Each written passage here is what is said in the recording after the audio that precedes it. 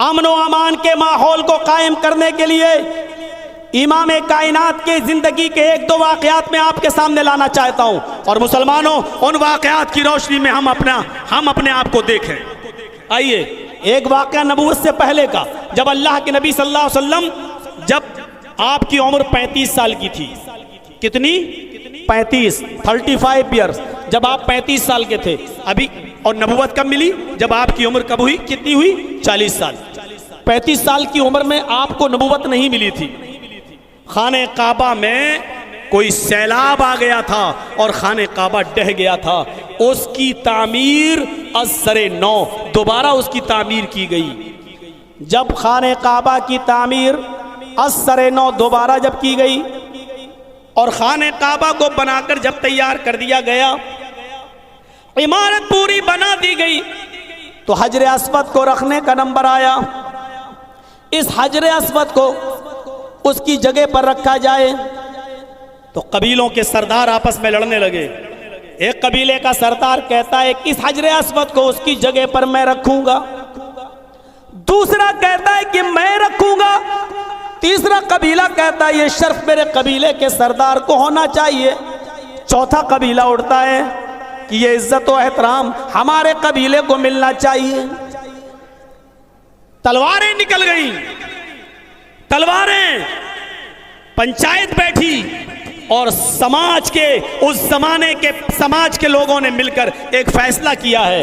फैसला क्या किया? ऐसा करो, आज तो कोई नहीं रखेगा और बात किसकी मानी जाए, फैसला किसका माना जाए? पहले जज चुन लो, पहले मुंसिफ चुन लो।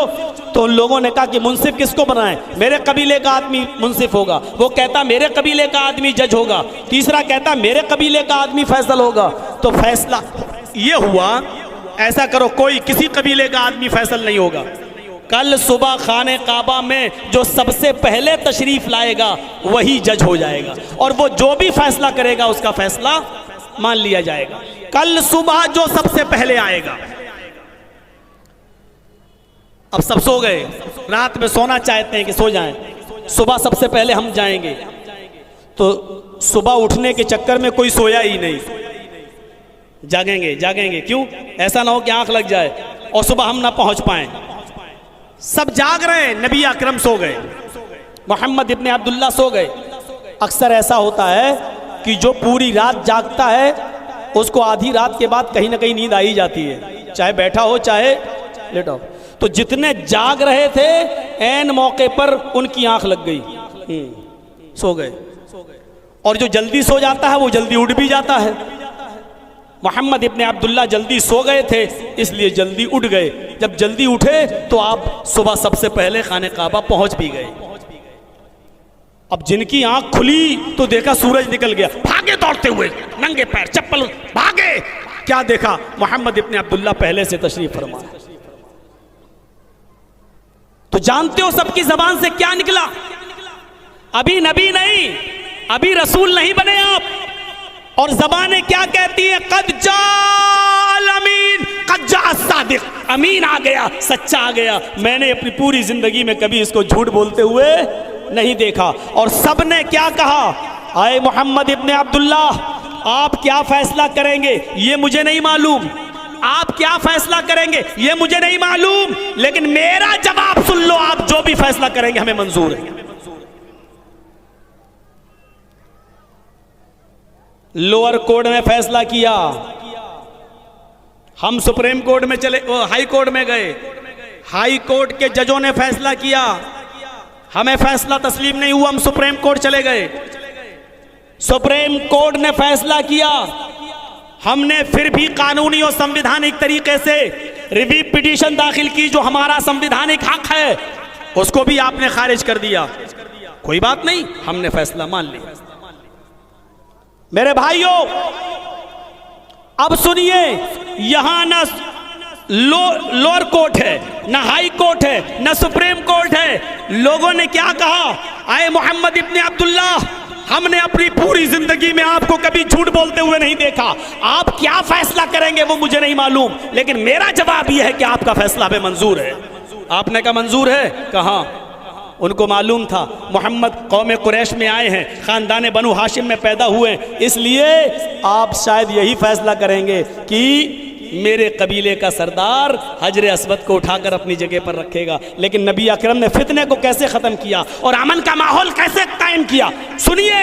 एक चादर मंगवाई और लिखो मीडिया वालों, इस्लाम इस अमन की दावत देता है। इस्लाम नबुवत से पहले मोहम्मद रसूलुल्लाह ने, भैया कल से ही कान वाला मत लगाइएगा, हमको बहुत सुलझाना पड़ता है यार, कहीं नहीं लगता कान वाले बंबई के अलावा। तो 2 बार तो ये होंठों में टकरा चुका है। हाँ, तो क्या कहा कि अल्लाह के नबी सल्लल्लाहु अलैहि वसल्लम चादर मंगाई। मीडिया वालों लिखो, नबुवत से पहले जिस नबी का फैसला, जिस शख्सियत का फैसला ये हो, इस्लाम नाफिज करने के बाद उसने अमन व अमान को कैसे कायम किया हो, लिखो। तुम्हारी कलम में जुर्रत है तो लिखो। और अगर किसी की दिए हुए दिरहमो दीनार पर न पल रहे हो तो सच्चाई बयान करो।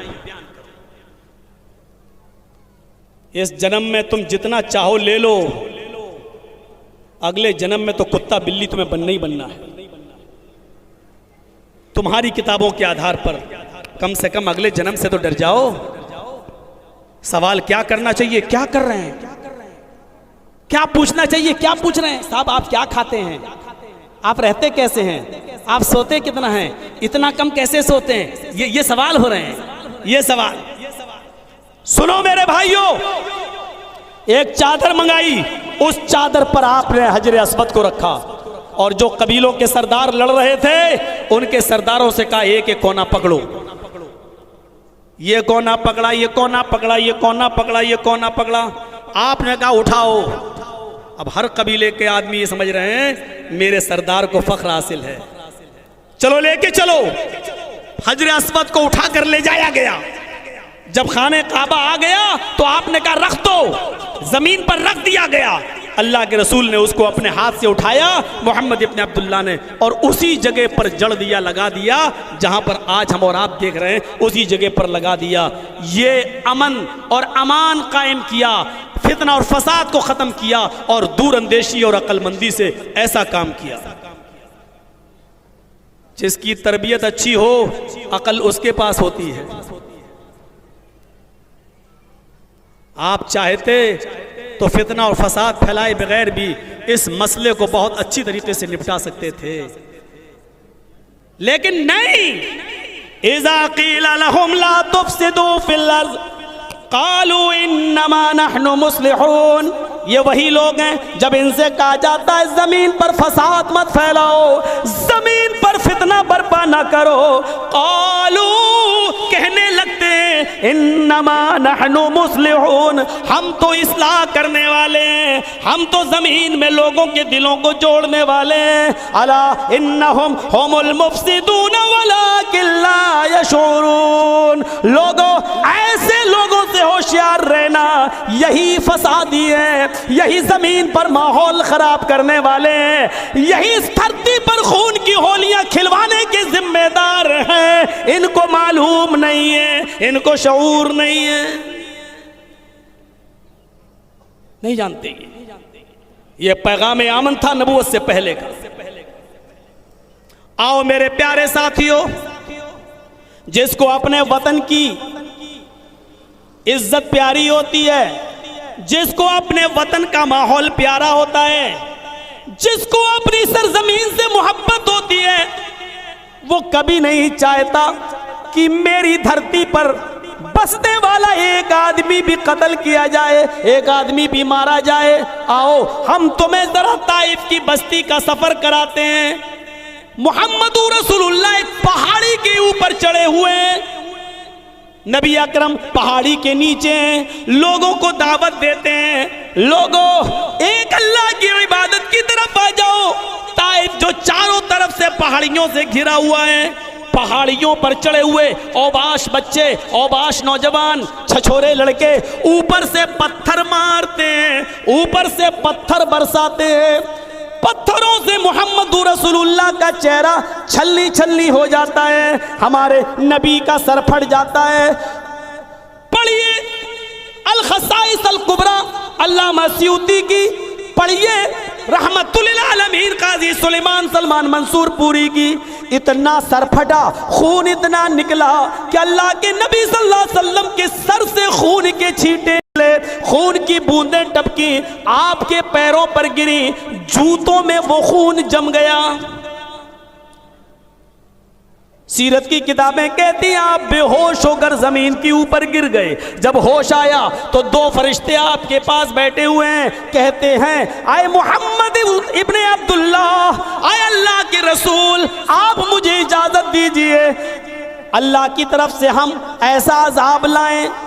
एक फरिश्ते ने कहा आप इजाजत दीजिए, ये दो जो बड़ी बड़ी पहाड़ियां हैं, इन दोनों पहाड़ियों के बीच में इन ताइफ वालों को पीस दूं, इन ताइफ वालों को कुचल दूं। इमाम कायनात जो एक आदमी के कत्ल के हक में नहीं है, वो कैसे बर्दाश्त करें कि पूरी की पूरी ताइफ की बस्ती कत्ल कर दी जाए। फरमाया नहीं, आए फरिश्तों ऐसा न करना, किसी एक को भी तकलीफ न पहुंचने पाए, जाओ रहने दो। जब फरिश्तों ने कहा सिर्फ इतनी इजाजत दीजिए, आप एक तरफ खड़े हो जाइए और देखिए आपकी नजरों के सामने हम इनको कैसे हलाक करें। इमाम कायनात की नजरें आसमान पर गईं। फरमाया नहीं, आए फरिश्तों मुझे तुम्हारे मदद की जरूरत नहीं है, अल्लाह देख रहा है। नहीं, इनको मारकर मुझे क्या मिलेगा, इनके कत्ल होने के बाद मुझे क्या मिलेगा, इनकी पुश्तों में छिपी हुई नस्लें एक न एक दिन मेरे ऊपर जरूर ईमान लाएंगी। आप ऐसा ना करो, चले जाओ। और फिर तारीख बताती है, सीरत कहती है, नजरें आसमान की तरफ गई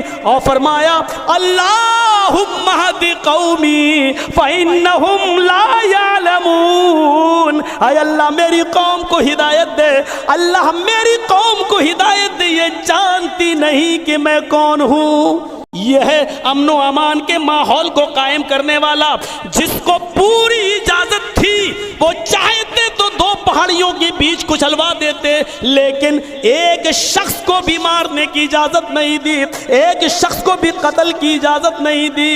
ये नबूवत के बाद अमन व अमान का माहौल कायम किया था इमाम कायनात ने, जनाब मोहम्मद रसूलुल्लाह ने। आए इस मसनद पर बैठने वाले हुक्मरानों, हमारे नबी से जिंदगी से इबरत हासिल करो। दुनिया में भारत में अमन व अमान कैसे कायम हो, हमारे नबी की सीरत पढ़ो, इंशाअल्लाह तुम्हें बहुत कुछ सीखने को मिल जाएगा। ये अमन व अमान कायम किया था नबी अकरम सल्लल्लाहु अलैहि वसल्लम ने। कहां हैं हम, कहां चले गए? बस ऐसा लग रहा है मीडिया को, इस वक्त मीडिया को ऐसा लग रहा है जैसे जिंदगी में पहली बार एहतिजाज हुए हों, जुलूस निकले हों, इससे पहले कभी एहतिजाज नहीं हुए। अरे जाटों का एहतिजाज देखो, राजस्थान की सरजमीन पर ट्रेनें जला दी गई, बसें फूंक दी गई, रेल की पटरियां उखाड़ दी गई, सब कुछ। लेकिन कभी नहीं कहा गया कि जिन लोगों ने नुकसान पहुंचाया सरकारी संपत्ति को उनसे ही वसूल करो। कभी नहीं कहा गया। यह कहा गया कि उनका संवैधानिक हक है, यह कहकर उनको नजरअंदाज कर दिया गया। मेरे भाइयों, कभी ऐसा नहीं हुआ।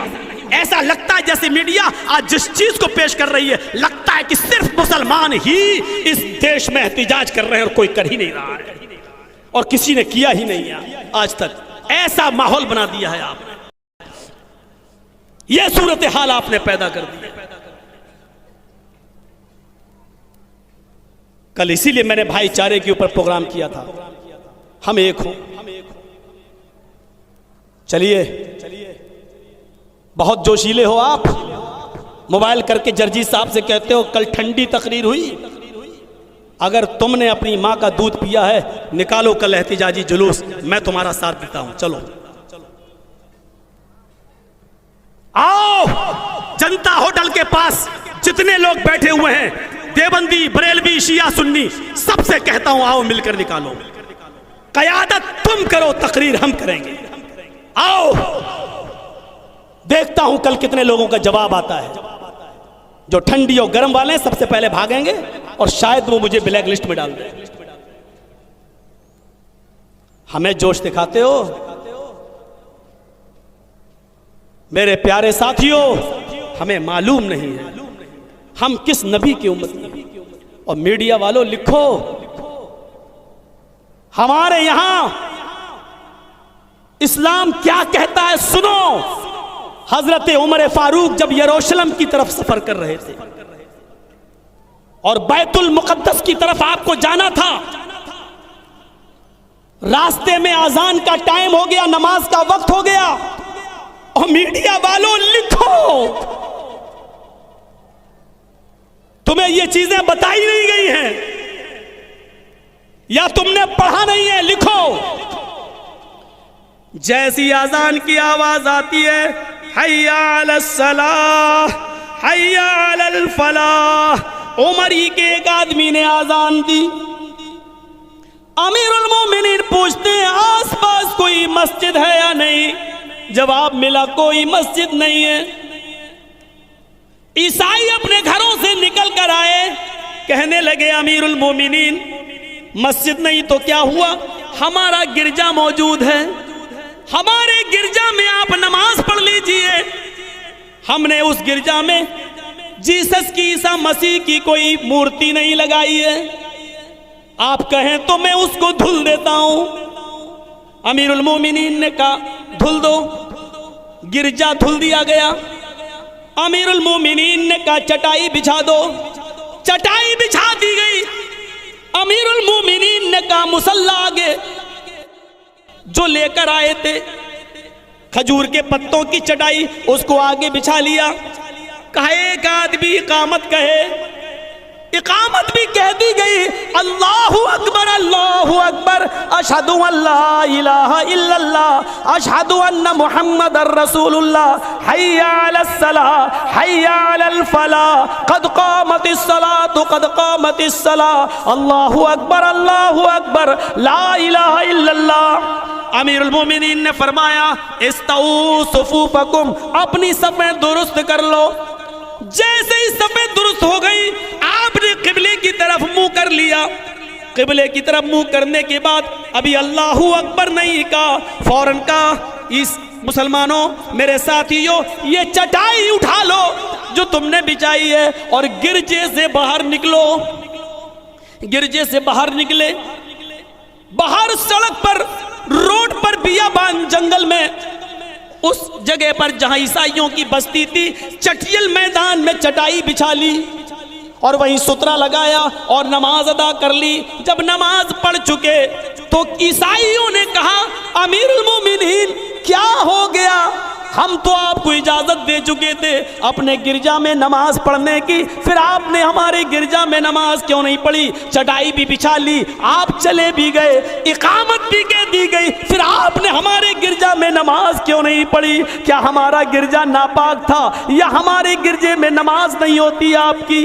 हजरत उमर ने उस ईसाई को अपने सीने से लगाया, गले से लगाया, फरमाया नहीं मेरे भाई ऐसी कोई बात नहीं है, तुम्हारे गिरजा में मेरी नमाज हो जाती, अल्लाह की कसम मेरा इस्लाम नहीं रोकता, तुम्हारे गिरजा में मेरी नमाज जायज थी, हो जाती, मेरा इस्लाम हमें मना नहीं करता, लेकिन मैंने सोचा आज कहीं गिरजा में अगर मैंने नमाज पढ़ ली तो बाद में आने वाले मुसलमान कहीं तुम्हारे इस गिरजा पर मस्जिद होने का दावा न ठोक दें और ये न कह बैठे कि इस मस्जिद में हजरत उमर ने नमाज पढ़ी थी इसलिए ये मस्जिद है, अपना गिरजा खाली करो। उमर के इंतकाल के बाद तुम्हारे गिरजा पर मुसलमान कहीं मस्जिद होने का दावा न ठोक डालें। मैंने इस डर से तुम्हारे गिरजा में नमाज नहीं पढ़ी ताकि मुसलमानों को कोई बहाना ना मिले। मेरे प्यारे साथियों, ये उस वक्त के हालात हैं जब हुकूमत और सल्तनत हमारे हाथ में थी और हम पावर में थे, इसके बावजूद हम इजाजत के बावजूद किसी की गिरजा में नमाज नहीं पढ़ा करते थे इस डर से कि बाद में आने वाले लोग कहीं तुम्हारे इस गिरजा पर मस्जिद होने का दावा ना ठोक दें। ये था हमारे हुक्मरानों का हाल। मेरे भाइयों, हमारे अमनो अमान को कलंकित मत करो। इस्लाम के मानने वाले हमेशा अमनो अमान के माहौल को कायम रखते हैं, अमनो अमान चाहते हैं और भारत में भी हम ये चाहते हैं कि अमनो अमान कायम रहे। मेरे भाइयों, अकल के नाखून लो,